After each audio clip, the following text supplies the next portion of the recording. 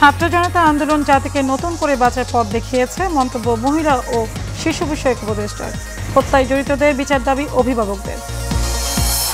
সব ক্ষেত্রে গণমাধ্যমের স্বচ্ছতা প্রয়োজন, আলোচনার ভিত্তিতেই হবে সংস্কার কমিশন, বলেন তথ্য উপদেষ্টা। তদন্ত হবে বিপ্লবে ভূমিকা নিয়ে। দুর্গাপূজায় নাশকতার সংখ্যা নেই, আইন শৃঙ্খলা বাহিনীর পাশাপাশি থাকবে সেনাবাহিনী, জানালেন আইজিপি।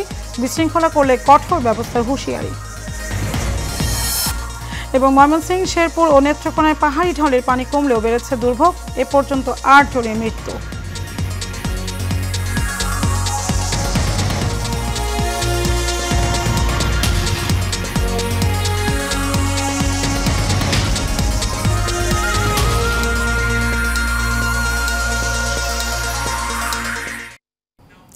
স্বাগত এশিয়ান নিউজে, আপনাদের সাথে আছে আমি মারিয়া মিকু। এতক্ষণ শুনছিলেন বিআরবি কেবল ইন্ডাস্ট্রিজ লিমিটেড সংবাদ শিরোনাম। চলে যাব পুরো সংবাদে।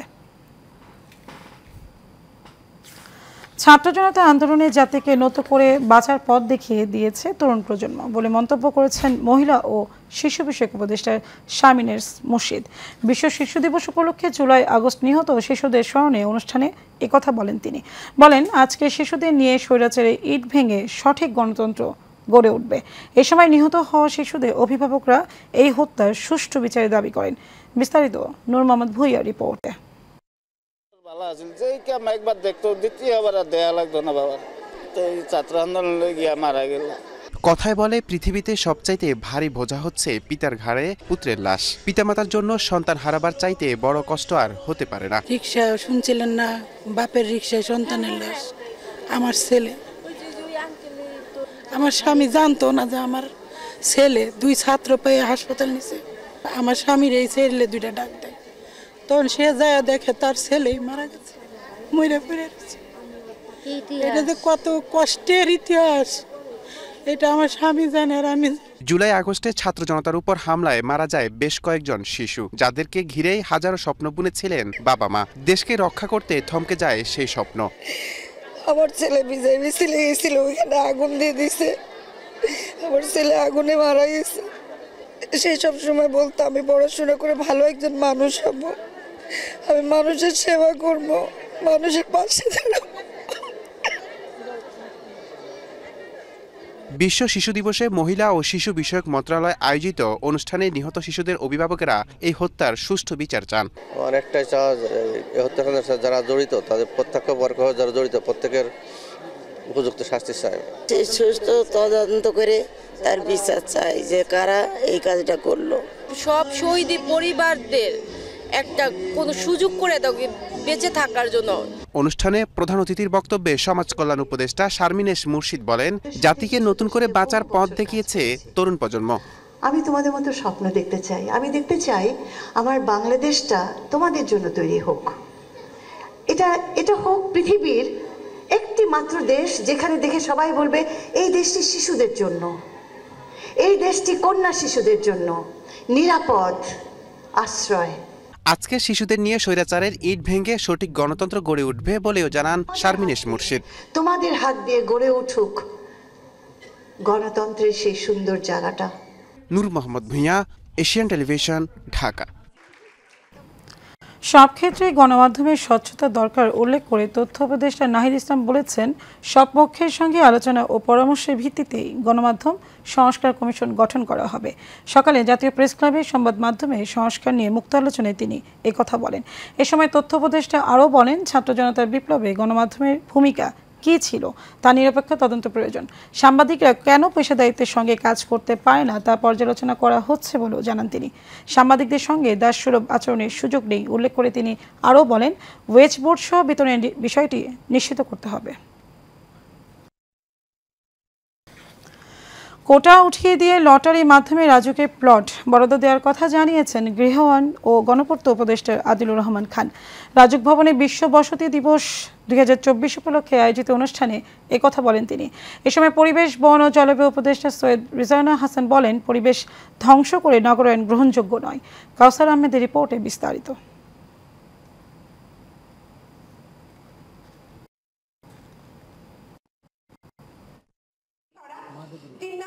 তরুণদের সম্পৃক্ত করি উন্নত নগর গড়ি, এই প্রতিপাদ্যে আয়োজন করা হয় বিশ্ব বসতি দিবসের। অনুষ্ঠানে প্রধান অতিথি হিসেবে উপস্থিত ছিলেন শিল্প মন্ত্রণালয় এবং গৃহায়ন ও গণপূর্ত উপদেষ্টা আদিলুর রহমান খান। যে ঢাকা শহর কিন্তু নোংরা হয়ে আছে, ঢাকা শহরে কিন্তু নিঃশ্বাস নেওয়ার গাছ নাই। এ সময় প্রধান অতিথির বক্তব্যে তিনি বলেন, শহরগুলোকে সবুজ, গণবান্ধব ও শিশুদের জন্য এমনভাবে তৈরি করতে হবে যাতে তারা দেশকে গড়তে পারে। শহরগুলোকে সবুজ, জনবান্ধবপন্থী এবং যারা শিশু তাদের জন্য এমন একটা ব্যবস্থা করা যেখানে তারা বড় হয়ে যোগ্য নাগরিক হয়ে উঠতে পারে, সেটার জন্য আমরা যেন আমাদের কাজগুলো গুছিয়ে যেতে পারি। বিভিন্ন কোটায় প্লট বরাদ্দ দেওয়ার বিষয়টি উঠিয়ে দিয়ে লটারির মাধ্যমে প্লট বরাদ্দ দেওয়ার কথা জানান তিনি। কোটার কারণে আমরা এতগুলা প্লট নেব, কোটার কারণে আমরা অতগুলা করব, সমস্ত কোটা উঠিয়ে দেন, জনগণের জন্য উন্মুক্ত করে দেন না কেন? সমস্ত কোটা উঠিয়ে দিয়ে লটারির মাধ্যমে কেন ঢাকা শহরের জমি দেওয়া হয় না? এই ফ্যাসিলিটিগুলি বন্ধ করে দিতে হবে, তরুণদের এগিয়ে নিয়ে আসার পথ করে দিতে হবে। আমরা তো দরজাটা বন্ধ করে রাখি। অনুষ্ঠানে বিশেষ অতিথির বক্তব্যে পরিবেশ, বন ও জলবায়ু উপদেষ্টা সৈয়দ রিজওয়ানা হাসান রাজুকের জবাবদিহিতা ও স্বচ্ছতা নিয়ে সংশয় প্রকাশ করেন। আমাদের ধানমন্ডির মাঠগুলো প্রাইভেট ক্লাবকে দিয়ে দেওয়া হয়েছে। এখন সরকারের প্রেক্ষাপট বদলেছে, প্রাইভেট ক্লাবের মালিকানার ধরনও বদলে গেছে, কিন্তু মাঠগুলো তো আর উন্মুক্ত হয়নি। কাজে বসতি মানে কিন্তু আমার একটা খালি বাসা থাকবে তা না, বসতি মানে একটা বাসযোগ্য অবস্থানে আমি থাকবো সেটা। এ সময় সবুজকে প্রাধান্য দিয়ে নগরায়ণ করার আহ্বান জানান পরিবেশ, বন ও জলবায়ু উপদেষ্টা। তরুণ প্রজন্ম এবং তাদের সাহসিকতা তো অবিশ্বাস্য। এই তরুণ প্রজন্মকে আসলে বাদ দিয়ে কিন্তু কোনো নতুন বাংলাদেশ আমরা গড়তে পারবো বলে আমি মনে করি না। কাউসার আহমেদ, এশিয়ান টেলিভিশন, ঢাকা। আসন্ন শারদীয় দুর্গাপুজোকে কেন্দ্র করে সারা দেশের পূজা মণ্ডপগুলোতে নিরাপত্তা ব্যবস্থা জোরদার করা হচ্ছে বলে জানিয়েছেন পুলিশ প্রধান মইনুল ইসলাম। পূজা নির্বিঘ্ন করতে গোয়েন্দা নজরদারি বাড়ানো হয়েছে বলেও দাবি করেন তিনি। সকালে রাজধানী ঢাকেশ্বরী পূজা মণ্ডপ পরিদর্শন করে এই কথা জানান তিনি। আইজিপি বলেন, এবছর 31,000-এর বেশি মণ্ডপে পূজা অনুষ্ঠিত হচ্ছে, কোথাও কোনো নিরাপত্তার সংকট নেই। পূজার নিরাপত্তা পুলিশের পাশাপাশি যৌথ বাহিনীও কাজ করবে। এদিকে সাংবাদিকদের প্রশ্নের জবাবে আইজিপি বলেন, চাকরিতে যোগ না দেওয়া পুলিশের সদস্যদের বিরুদ্ধে ব্যবস্থা নেওয়া হচ্ছে। বোধন এবং ষষ্ঠী পূজা থেকে সকল পূজা মণ্ডপে আনসার ভিডিপি মোতায়েন হবে। অন্যান্য পুলিশের যে স্ট্রাইকিং ফোর্স, টহল ফোর্স, তারাও মোতায়েন থাকবে।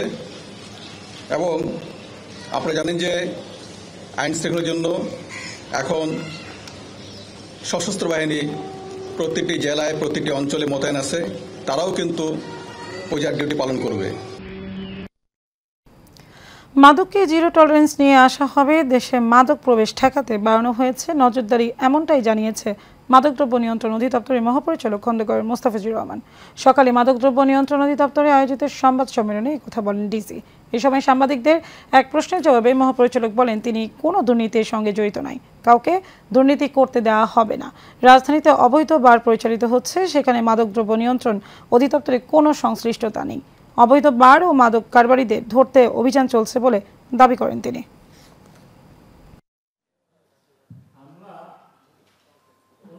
আমার পুরো কথা এক বিন্দু অনিয়ম হয় নাই।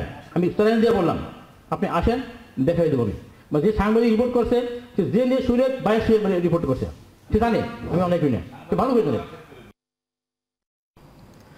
ময়মনসিংহ, শেরপুর ও নেত্রকোনায় পাহাড়ি ঢলের পানি কমলেও দুর্ভোগ এখনও কমেনি। স্রোতের তোড়ে বাঁধ সংস্কারের কোনো উপায় নেই।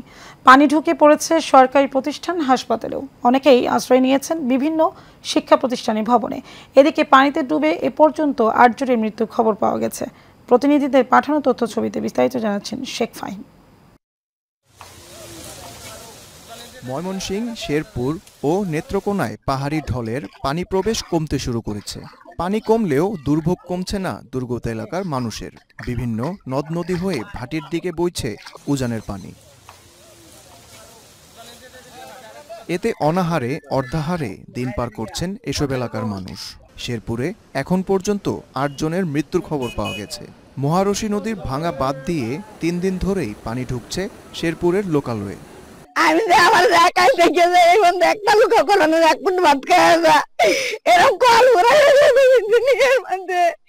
একটা ভালো বাঁচে এবার বেশি না 3 দিন ধরে বাড়ি ঘর তলায় গেছে, গরু ছাগল সব গেছে গা বাসা। আমরা খুব ক্ষতিগ্রস্ত। আমরা এই খাওয়া দাওয়ার সমস্যা, চুলা টুলা সব ভাঙ্গা গেছে গা, পানিতে বইরে গেছে গা, আমরা খুব সমস্যা। ময়মনসিংহের ধোবাউড়া ও হালুয়াঘাটের 19টি ইউনিয়নের 80টি গ্রাম জলমগ্ন। দশরা ও নেতাই নদীর পানিতে প্লাবিত বিস্তীর্ণ অঞ্চল। দেখা দিয়েছে শুকনো খাবারের সংকট, বাড়ছে ভোগান্তি।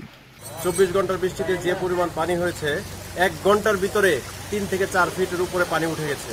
মানুষ প্রস্তুতিও নিতে পারে নাই, মানুষ একটা কিছু সরাবে বা করবে। কেউ কেউ এই পানির স্রোতে ভেসেও গেছে। অপরদিকে নেত্রকোনার দুর্গাপুর, কলমাকান্দা সহ 5 উপজেলার অর্ধশতাধিক গ্রাম পানিবন্দী হয়ে পড়েছে। জলমগ্ন বাড়িঘর, রাস্তাঘাট। Sheikh Fahim, Asian television. দর্শক বন্যার কবলে পড়ে শেরপুরে নকলা উপজেলায় অনেকেই আশ্রয় নিয়েছেন আশ্রয় কেন্দ্রে। সেখানকার সর্বশেষ খবর জানিয়েছেন সহকর্মী মিন্টু খন্দকার। উচ্চ বিদ্যালয় একটা আশ্রয় কেন্দ্রে এখানে টোটাল যে গ্রামগুলি আছে সেই গ্রামগুলোতে পানি উঠাতে শেরপুর জেলার নকলা উপজেলার দনকষা উচ্চ বিদ্যালয় একটা আশ্রয় কেন্দ্রে এখানে টোটাল যে গ্রামগুলি আছে সেই গ্রামগুলোতে পানি উঠাতে এখানে প্রায় 100 পরিবারের মতো এই আশ্রয় কেন্দ্র চলে আসছে। তাদের ত্রাণ সামগ্রী যারা গতকালকে অনেক মানবিক সংগঠন আছে যারা দিয়ে গেছে, পাশাপাশি অনেকেই আজকে নতুন নতুন প্লাবিত হচ্ছে, তারা এই আশ্রয় কেন্দ্রগুলোতে আসতেছে। আমরা আশা করব যে অন্যান্য মানবিক সংগঠন যেগুলো আছে সরকারের পক্ষ থেকে ইতিমধ্যেই ত্রাণ সামগ্রী দেওয়ার কার্যক্রম শুরু করেছে। আমরা শুনেছি যে উপজেলা প্রশাসন গত রাত এই আশ্রয় কেন্দ্রগুলোতে ত্রাণ সামগ্রী পৌঁছে দিয়ে গিয়েছেন এবং অন্যান্য সংগঠন যারা আছে তারা পৌঁছে দিয়ে গেছেন। এমনটি আশা করব যে এই ত্রাণ সামগ্রী বিতরণ অব্যাহত থাকবে। এইটুকুই এই সাধারণ মানুষের প্রত্যাশা, যতক্ষণ পর্যন্ত এই বানবাসী মানুষ তাদের বাড়ি ঘরে ফেরত যেতে না পারতেছে। আলোচিত বুয়েট শিক্ষার্থী আবরার ফাহাদের হত্যার আসামিদের দ্রুত ফাঁসি কার্যকরের দাবি জানিয়েছেন তার মা রোকেয়া খাতুন। চাঞ্চল্যকর এই হত্যাকাণ্ডের 5 বছর পূর্তিতে আজ তার মা এই দাবি জানান। 2019 সালে বাংলাদেশ প্রকৌশল বিশ্ববিদ্যালয়ের শেরে বাংলা হলে ছাত্রলীগের একদল নেতাকর্মী নির্মম নির্যাতনে নিহত হন আবরার ফাহাদ। বুয়েটের তড়িৎ ও ইলেকট্রনিক্স প্রকৌশল বিভাগের 2য় বর্ষের ছাত্র ছিলেন তিনি।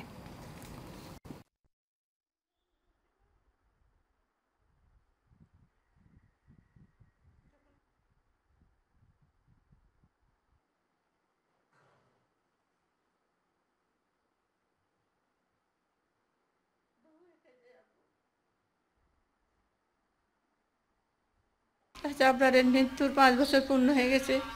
ওকে একটা রায় হয়েছিল, সেই রায়টা এখনো কার্যকরী হয় নাই। আরো 3 জন আসামি পলাতক ছিল, তাদেরকেও ধরা হয় নাই। এখন যদি এই রায় কার্যকরী করতে হয়, আর যে 3 জন পলাতক তাদেরকে ধরে আইনের আওতায় এনে, আমি চাই এদেরকে দ্রুত সময়ের মধ্যে যেন ধরা হয় এবং আইনের আওতায় এনে এদেরও যেন রায় কার্যকরী করা হয়। সাবেক প্রধানমন্ত্রী কার্যালয়ের মুখ্য সচিব ও জাতীয় রাজস্ব বোর্ডের সাবেক চেয়ারম্যান নজিবুর রহমানকে গ্রেপ্তার করা হয়েছে। দিবাগত রাতে ঢাকা থেকে তাকে গ্রেপ্তার করেছে ডিবি পুলিশ। আজ একটি হত্যা মামলায় তাকে আদালতে তোলা হবে। জিজ্ঞাসাবাদের জন্য তাকে 10 দিনের রিমান্ড চাওয়া হবে। অন্যদিকে অবৈধভাবে ভারতে পালানোর সময় সাবেক ভূমিমন্ত্রী নয়ন চন্দ্র আটক হয়েছেন বিজেপির হাতে। দ্বাদশ জাতীয় সংসদ নির্বাচনে ভূমি মন্ত্রণালয়ের মন্ত্রীর দায়িত্ব পান খুলনা 5 আসনের সংসদ সদস্য নয়ন চন্দ্র। 2008, 2014 ও 2018 সালে নির্বাচনে টানা 3 বার সংসদ সদস্য নির্বাচিত হন তিনি। এদিকে চট্টগ্রামের পটিয়ার সাবেক এমপি ও হুইপ শামসুল হক চৌধুরীর ব্যক্তিগত সহকারী নূর রশিদ চৌধুরী এজাজকে গ্রেপ্তার করেছে খুলশী থানা পুলিশ। এছাড়া রাজশাহী মহানগরের লক্ষ্মীপুর এলাকার একটি বাসা থেকে বগুড়া জেলা ছাত্রলীগের সভাপতি সজীব সাহাকে গ্রেপ্তার করা হয়েছে। কেরানীগঞ্জের রোহিতপুর বাজারে গ্যাস সিলিন্ডার বিস্ফোরণে ভয়াবহ অগ্নিকাণ্ডের ঘটনায় দগ্ধ আরও একজনের মৃত্যু হয়েছে। ভোর রাতে চিকিৎসাধীন অবস্থায় জাতীয় ব্র্যান্ড ইনস্টিটিউট হাসপাতালে তার মৃত্যু হয়। এ নিয়ে মৃতের সংখ্যা বেড়ে দাঁড়ালো 4 জনে। রোহিতপুর বাজারে বোর্ডিং এলাকায় একটি হোটেলের সামনে রাখা গ্যাস সিলিন্ডারে নবাবগঞ্জগামী একটি কাভার্ড ভ্যানের ধাক্কা দিলে ভয়াবহ বিস্ফোরণ হয়। মুহূর্তেই আগুন ছড়িয়ে পড়ে হোটেলে। এই সময় 3 জন হোটেল কর্মচারী ভেতরে আটকা পড়ে দগ্ধ হয়ে মারা যান। আহত হন বেশ কয়েকজন।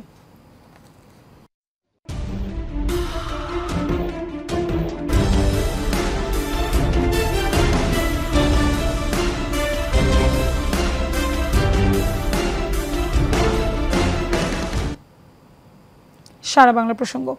ফরিদপুরের নগরকান্দা সদরে বাজারে পরিত্যক্ত ডোবায় ভেসে থাকা এক ব্যক্তির অর্ধগলিত মরদেহ উদ্ধার করেছে পুলিশ। সকালে উপজেলা টেলিফোন এক্সচেঞ্জ অফিসের সামনে একটি পরিত্যক্ত ডোবা থেকে ভাসমান অবস্থায় মরদেহটি উদ্ধার করা হয়। ফরিদপুরের নগরকান্দা থানার অফিসার ইনচার্জ সফর আলী মরদেহ উদ্ধারের বিষয়টি নিশ্চিত করে জানান, সকালে সদর বাজারে একটি পরিত্যক্ত ডোবা থেকে ষাটোর্ধ্ব ব্যক্তির অর্ধগলিত মরদেহটি উদ্ধার করা হয়েছে। তবে এখন পর্যন্ত উদ্ধারকৃত মরদেহের নাম পরিচয় জানা যায়নি। ময়নাতদন্তের জন্য মরদেহ ফরিদপুর মেডিকেলে পাঠানো হবে। এ বিষয়ে আইনগত ব্যবস্থা প্রক্রিয়াধীন।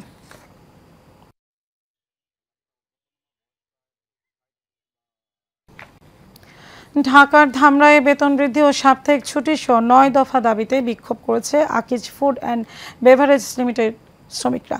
সকালে উপজেলার গাঙ্গটিয়া ইউনিয়নের বারবাড়িয়া এলাকায় কারখানার সামনে অবস্থান নিয়ে বিক্ষোভ করেন প্রায় শতাধিক শ্রমিক। এর আগে সকাল 6টা থেকে প্রায় আধা ঘন্টা ঢাকা আরিচা মহাসড়কের মানিকগঞ্জগামী লেনে অবস্থানে নেন শ্রমিকরা। এতে মহাসড়কে প্রায় 2 কিলোমিটার যানজটের সৃষ্টি হয়। শ্রমিকের বিক্ষোভের জেরে নিরাপত্তার জন্য কারখানার সামনে হাইওয়ে পুলিশ, এপিবিএন, শিল্প পুলিশ, আনসার ও সেনাবাহিনীর সদস্যরা অবস্থান নিয়েছে।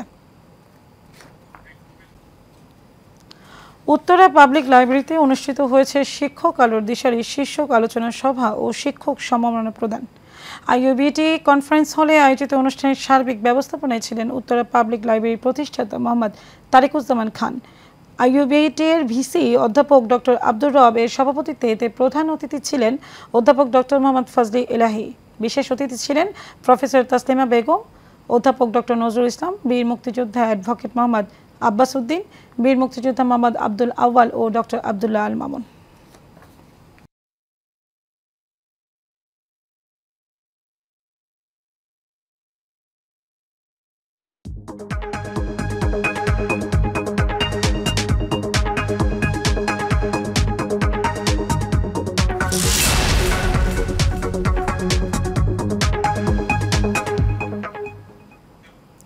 এক্সিম ব্যাংক বাণিজ্য সংবাদ।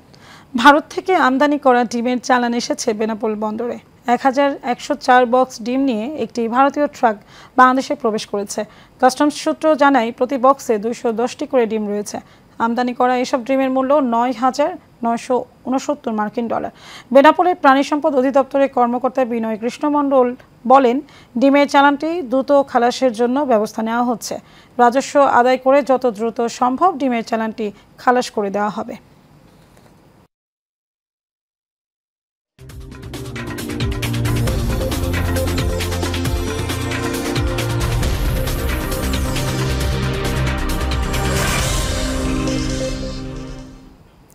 জানাবো খেলার খবর। বাংলাদেশ ফুটবল ফেডারেশনের নির্বাচনের তফসিল ঘোষণা করা হয়েছে। আগামী 26 অক্টোবর ঢাকার ইন্টারকন্টিনেন্টাল হোটেলে নির্বাচন অনুষ্ঠিত হবে। সকালে প্রধান নির্বাচন কমিশনার মেজবাউদ্দিন আহমেদ তফসিল ঘোষণা করেন। ঘোষিত তফসিল অনুযায়ী আগামী 9, 10 ও 11 অক্টোবর মনোনয়নপত্র দেওয়া হবে। মনোনয়নপত্র জমা নেওয়া 14 ও 15 অক্টোবর, আর যাচাই বাছাই করা হবে 16 অক্টোবর। মেজবাউদ্দিন বলেন, এবার মোট 21টি পদে নির্বাচন হবে। সভাপতি 1 জন, সিনিয়র সভাপতি 1 জন, সহ সভাপতি 4 জন, সদস্য 15 জন নিয়ে মোট 21 জন। শেষ করবো এশিয়া নিউজ, তার আগে বিআরবি ইন্ডাস্ট্রিজ লিমিটেড সংবাদ শিরোনাম জানাবো আরো একবার। ছাত্র জনতা আন্দোলন জাতিকে নতুন করে বাঁচার পথ দেখিয়েছে, মন্তব্য মহিলা ও শিশু বিষয়ক উপদেষ্টায়। হত্যার জড়িতদের বিচার দাবি অভিভাবকদের। সব ক্ষেত্রে গণমাধ্যমের স্বচ্ছতা প্রয়োজন, আলোচনার ভিত্তিতেই হবে সংস্কার কমিশন, বললেন তথ্য উপদেষ্টা। তদন্ত হবে বিপ্লবের ভূমিকা নিয়ে। দুর্গাপূজায় নাশকতার সংখ্যা নেই, আইন শৃঙ্খলা বাহিনীর পাশাপাশি থাকবে সেনাবাহিনী, জানালেন আইজিপি। বিশৃঙ্খলা করলে কঠোর ব্যবস্থা হুঁশিয়ারি। এবং ময়মনসিংহ, শেরপুর ও নেত্রকোনার পাহাড়ি ঢলে পানি কমলেও বেড়েছে দুর্ভোগ, এ পর্যন্ত 8 জনের মৃত্যু।